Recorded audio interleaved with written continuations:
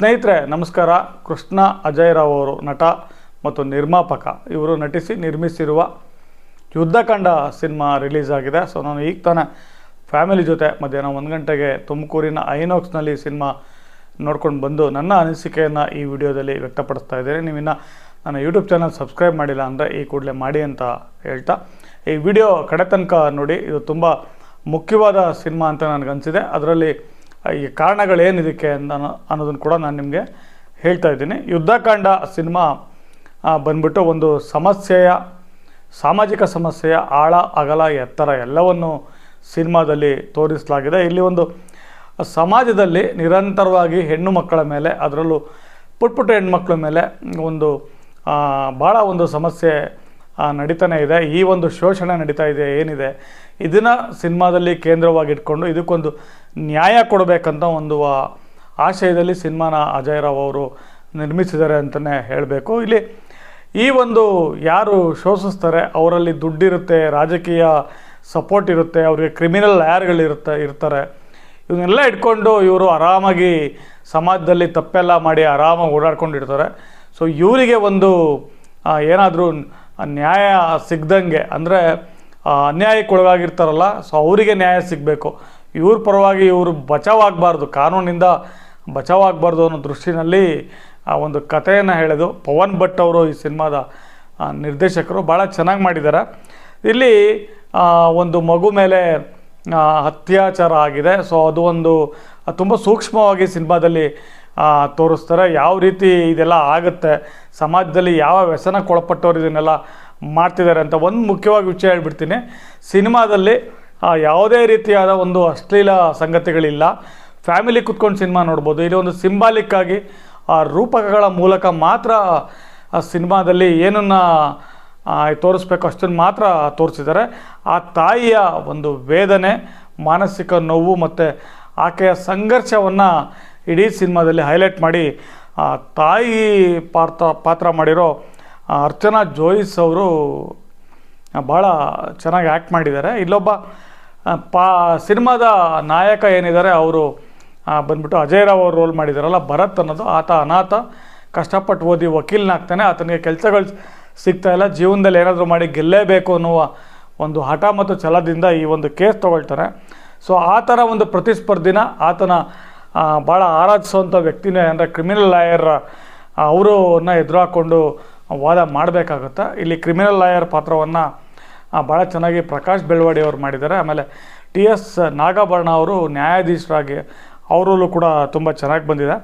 ಇಡೀ ಸಿನಿಮಾದಲ್ಲಿ ಈ ಒಂದು ಸಂಘರ್ಷದಲ್ಲಿ ಯಾರು ಗೆಲುವಾಗುತ್ತೆ ಅನ್ನುವ ಒಂದು ಹೇಳುವ ಪ್ರಯತ್ನ ಇದೆ. ಇದೊಂದು ಸಿನಿಮಾದಲ್ಲಿ ಒಂದು ಲವ್ ಸ್ಟೋರಿ ಕೂಡ ಇದೆ, ಬಟ್ ಅದು ಫ್ರೆಂಡ್ಶಿಪ್ ಲೆವೆಲೆಲ್ಲ ಉಳ್ಕೊಳ್ಳುತ್ತೆ. ಮತ್ತು ಒಂದು ಸಪೋರ್ಟ್ ಮಾಡೋವಂಥದ್ದು, ನಾಯಕನಿಗೆ ಸಪೋರ್ಟ್ ಮಾಡುವ ರೀತಿ ಅಷ್ಟೇ ತೋರಿಸಲಾಗಿದೆ. ಇಲ್ಲಿ ನ್ಯಾಯಕ್ಕಾಗಿ ಶ್ರೀಕೃಷ್ಣ ಸಂಭವಾಮಿ ಯುಗಗೆ ಮತ್ತೆ ಬೇರೆ ಅವತಾರಗಳನ್ನ ಎತ್ತುತ್ತಾನೆ ಅನ್ನೋ ಒಂದು ಇದನ್ನು ಸೂಕ್ಷ್ಮವಾಗಿ ನ್ಯಾಯ ಕೊಡಿಸ್ಬೇಕಾಗಿರೋರು ಪೊಲೀಸರಿರ್ಬೋದು, ನ್ಯಾಯಾಧೀಶರಿರ್ಬೋದು, ವಕೀಲರಿರ್ಬೋದು, ಸಮಾಜದ ಸಾಮಾನ್ಯ ಜನರು ಕೂಡ ಅದನ್ನು ಒಂದು ಪಾತ್ರವನ್ನು ಶ್ರೀಕೃಷ್ಣನ ಅವತಾರವನ್ನು ಮತ್ತೆ ಎತ್ತಬೇಕಾಗುತ್ತೆ ಅನ್ನೋದನ್ನು ಸೂಚ್ಯವಾಗಿ ಹೇಳಲಾಗಿದೆ. ಸಾಮಾಜಿಕ ಜಾಲತಾಣಗಳಲ್ಲಿ ಯಾವ ರೀತಿ ಒಂದು ಪವರ್ ಏನಿದೆ ಇವತ್ತು ನಾವು ನೋಡಿದ್ದೀವಿ, ಜಸ್ಟಿಸ್ ಫಾರ್ ಅಂತ. ಸೊ ಇದನ್ನು ಕೂಡ ಸಿನಿಮಾದಲ್ಲಿ ಸೇರಿಸ್ಕೊಳ್ಳಲಾಗಿದೆ. ಸಿನಿಮಾದ ಅಂತ್ಯದಲ್ಲಿ ರಾಷ್ಟ್ರಪತಿಗಳಿಗೆ ಒಂದು ಪತ್ರ ಬರೆಯುವ ಒಂದು ಇದನ್ನು ತೋರಿಸಿ ಸಿನಿಮಾ ಮುಗಿಯುತ್ತೆ. ಆ ಪತ್ರ ತುಂಬ ಪವರ್ಫುಲ್ಲಾಗಿ ನರೇಟ್ ಮಾಡಿದ್ದಾರೆ. ಈ ಒಂದು ಕೇಸಲ್ಲಿ ಈ ಒಂದು ಏನೋ ಒಂದು ಹೆಣ್ಮಕ್ಳ ಮೇಲೆ ಏನು ನಡೆಯುತ್ತೆ ಒಂದು ಶೋಷಣೆ, ಅದ್ರ ಮೇಲೆ ಗಮನ ಇಟ್ಕೊಂಡು ಆದಷ್ಟು ಬೇಗ ನ್ಯಾಯ ಸಿಗಬೇಕು, ಈ ರೀತಿ ಯಾರೂ ಕೂಡ ಮಾಡಬಾರ್ದು ಅನ್ನೋದನ್ನು ಸಮಾಜಕ್ಕೆ ಸಂದೇಶ ಮುಟ್ಟಿಸ್ಬೇಕು ಅನ್ನೋ ಅರ್ಥದಲ್ಲಿ ಕೂಡ ಭಾಳ ಚೆನ್ನಾಗಿದೆ ಆ ಪತ್ರ. ನೀವು ಸಿನಿಮಾದಲ್ಲೇ ನೋಡಿ. ಭಾವನಾತ್ಮಕವಾಗಿ ಮತ್ತು ಕಾನೂನಾತ್ಮಕವಾಗಿ ಸಿನಿಮಾದಲ್ಲಿ ನಾಯಕ ಗೆಲ್ತಾನೆ. ಅದನ್ನು ಹೇಗೆ ಗೆಲ್ತಾನೆ ಅಂತ ನೀವು ಸಿನಿಮಾದಲ್ಲಿ ನೋಡಬೇಕು. ಯುದ್ಧಕಾಂಡ ಸಿನಿಮಾದಲ್ಲಿ ಕಾಮಿಡಿ ಎಲಿಮೆಂಟ್ಸ್ ಇಲ್ವಾ ಅಂತ ಖಂಡಿತ ಇದೆ. ಸಿನಿಮಾ ಫಸ್ಟ್ ಹಾಫಲ್ಲಿ ಮತ್ತು ಕೋರ್ಟ್ ಸೀನ್ಗಳಲ್ಲಿ ಭಾಳಷ್ಟು ಕಾಮಿಡಿ ಆ ಸಿನಿಮಾದ ಭಾಗವೇ ಆಗಿ ಬಂದಿದೆ. ಎಕ್ಸ್ಟ್ರಾ ಯಾವುದೇ ಪಾತ್ರಗಳು, ಕಾಮಿಡಿ ಪಾತ್ರಗಳು ಆ ರೀತಿ ಇಲ್ಲ. ಸಿನಿಮಾದ ಭಾಗಗಳಲ್ಲೇ ಅದು ನೋಡೋಂಗೆ ತಟ್ಟುತ್ತೆ. ಮತ್ತು ಕಮರ್ಷಿಯಲ್ ಎಲಿಮೆಂಟ್ಸ್ ಏನೂ ಇಲ್ಲ ಈ ಸಿನಿಮಾದಲ್ಲಿ. ತಪ್ಪು. ಸಿನಿಮಾದಲ್ಲಿ ಕಮರ್ಷಿಯಲ್ ಎಲಿಮೆಂಟ್ಸ್ ಇರಲೇಬೇಕು ಅಂತಿಲ್ಲ. ಈ ಸಿನಿಮಾದಲ್ಲಿ ಕಮರ್ಷಿಯಲ್ ಎಲಿಮೆಂಟ್ಸ್ ಇಲ್ದಲೇ ಕೂಡ ಎ ಮಸ್ಟ್ ವಾಚ್ ಮೂವಿ ಇದು. ಪ್ರತಿಯೊಬ್ಬರು ನೋಡಬೇಕು.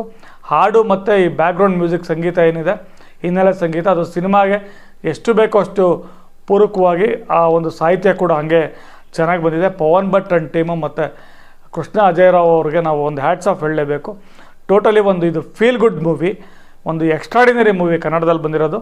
ಆಮೇಲೆ ಫ್ಯಾಮಿಲಿ ಮೂವಿ, ಇಡೀ ಫ್ಯಾಮಿಲಿ, ನೀವು ಹೆಣ್ಮಕ್ಳು ಪೋಷಕರಾಗಿರ್ಬೋದು, ನಿಮ್ಮ ಮನೇಲಿ ಗಂಡು ಮಕ್ಕಳು ಎಷ್ಟೇ ಜನ ಇದೆ ಎಲ್ಲರಿಗೂ ಕರ್ಕೊಂಡೋಗಿ ಈ ಸಿನಿಮಾ ತೋರಿಸಿ. ಎಸ್ಪೆಷಲಿ ಗಂಡು ಮಕ್ಳಿಗೆ ಹೋಗಿ ತೋರಿಸ್ಬೇಕು ನೀವು ಸಿನಿಮಾನ. ಗಂಡು ಮಕ್ಕಳು ಮಾಡೋ ತಪ್ಪಿಂದ ಏನೆಲ್ಲ ಆಗುತ್ತೆ, ಅವರು ಒಂದು ಸಪೋರ್ಟರ್ಸ್ ಮಾಡೋ ತಪ್ಪಿಂದ ಏನಾಗುತ್ತೆ ಅನ್ನೋದೊಂದು ಸಂದೇಶ ಇದೆ. ಬಟ್ ಟೋಟಲಿ ಒಂದು ಓವರಾಲ್ ಸಿನಿಮಾ ಆ ಫ್ಯಾಮಿಲಿ ನೋಡೋದಕ್ಕೂ ಮುಜುಗರ ಆಗೋದಿಲ್ಲ ಸಿನಿಮಾದಲ್ಲಿ. ಯಾಕಂದರೆ ನಾನು ಮೊದಲೇ ಹೇಳಿದೆ, ಸಿನಿಮಾದಲ್ಲಿ ಏನು ತೋರಿಸ್ಬೇಕು ಅನ್ನೋದನ್ನು ಭಾಳ ಸಿಂಬಾಲಿಕ್ಕಾಗಿ ತೋರಿಸಿದ್ದಾರೆ. ಟೋಟಲಿ ನಟನೆಯಲ್ಲಿ ಅಜಯ್ ರಾವ್ ಅವರು ಮತ್ತು ತಾಯಿ ಪಾತ್ರ ಮಾಡಿರೋ ಅರ್ಚನಾ ಜೋಯಿಸ್ ಅವರು, ಮತ್ತು ಆ ಮಗು ಪಾತ್ರ, ಮತ್ತು ಕ್ರಿಮಿನಲ್ ಲಾಯರ್ ಮತ್ತು ನ್ಯಾಯಾಧೀಶರು ಎಲ್ಲರೂ ಕೂಡ ಪ್ರತಿಯೊಂದು, ಆ ಟೀ ಕೊಡುವ ಹುಡುಗ ಆತನ ಪಾತ್ರ ಕೂಡ, ಹೋಟೆಲ್ ಓನರ್ ಪಾತ್ರ ಕೂಡ ಭಾಳ ಮುಖ್ಯವಾಗಿ ನೋಡುವಂಗೆ ತಟ್ಟುತ್ತೆ. ಸಿನಿಮಾ ನೋಡಿದ್ಮೇಲೆ ಹೌದು, ಈ ರೀತಿಯ ಸಿನಿಮಾ ಒಂದು ಇವತ್ತಿನ ಸಮಾಜಕ್ಕೆ ಅಗತ್ಯವಾಗಿ ಬೇಕಿದೆ ಅಂತ ಪ್ರೇಕ್ಷಕರು ನೋಡುಗರು ಖಂಡಿತ ಹೇಳ್ತಾರೆ. ನಿಮಗೆಲ್ಲ ಈ ಸಿನಿಮಾ ಕೊಟ್ಟಂತಹ ಟೀಮ್ಗೆ ಒಂದು ದೊಡ್ಡ ಹ್ಯಾಟ್ಸ್ ಆಫ್ ನಮಸ್ಕಾರ ಹೇಳ್ತಾ ನನ್ನ ಅನಿಸಿಕೆನ ಮುಗಿಸ್ತೀನಿ. ಈ ವಿಡಿಯೋ ಇಷ್ಟ ಆಗಿದೆ ಅಂತ ಅಂದ್ಕೊಳ್ತೀನಿ. ಲೈಕ್ ಮಾಡಿ, ಮತ್ತು ನಿಮ್ಗೇನು ಅನ್ನಿಸ್ತು, ನೀವು ಆಲ್ರೆಡಿ ಸಿನಿಮಾ ನೋಡಿದರೆ ಅಥವಾ ನೋಡ್ಕೊಂಡು ಬಂದಮೇಲೆ ಕೂಡ ಕಮೆಂಟ್ ಮಾಡಿ. ಬಹುಮುಖ್ಯವಾಗಿ ನೀವು ಸಿನಿಮಾ ನೋಡ್ತಿರೋ ಇಲ್ವೋ, ಸಿನಿಮಾ ನೋಡಿ ಅಂತ ಎಲ್ಲರಿಗೂ ರೆಕಮೆಂಡ್ ಮಾಡಿ.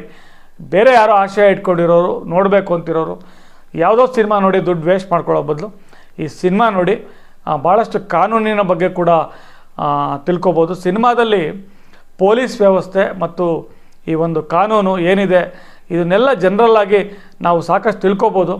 ತುಂಬ ಬೇಗ ಈ ಸಿನಿಮಾದಲ್ಲಿ ಪೊಲೀಸ್ನವರು ಅವ್ರ ಕೆಲಸ ಮುಗಿಸ್ತಾರೆ. ಆದರೆ ನ್ಯಾಯಾಲಯದಲ್ಲಿ ಬೇಗ ನ್ಯಾಯ ಸಿಗಲ್ಲ. ಅದಕ್ಕೆ ಒಬ್ಬ ಯುವ ನಾಯಕ ಅಂದರೆ ವಕೀಲ ಏನು ಮಾಡ್ತಾನೆ, ಅವನ ಕ್ರಮ ಹೇಗಿರುತ್ತೆ, ಅವನ ಒಂದು ವಾದ ಮತ್ತು ಆ ಪ್ರತಿವಾದಕ್ಕೆ ಅವನು ಕೊಡೋ ಇದು ಏನಿರುತ್ತೆ ಅನ್ನೋದೆಲ್ಲ ನೀವು ಸಿನಿಮಾದಲ್ಲಿ ನೋಡಬೇಕು. ಇಷ್ಟು ಹೇಳಲೇಬೇಕು ಅಂತ ಅನ್ನಿಸ್ತು, ಅದಕ್ಕೆ ವಿಡಿಯೋ ಮಾಡಿ ಪೂರ್ತಿ ಮಾತಾಡಿದ್ದೀನಿ, ನಾನು ಅನಿಸಿಕೆ ಹೇಳ್ಕೊಂಡಿದ್ದೀನಿ.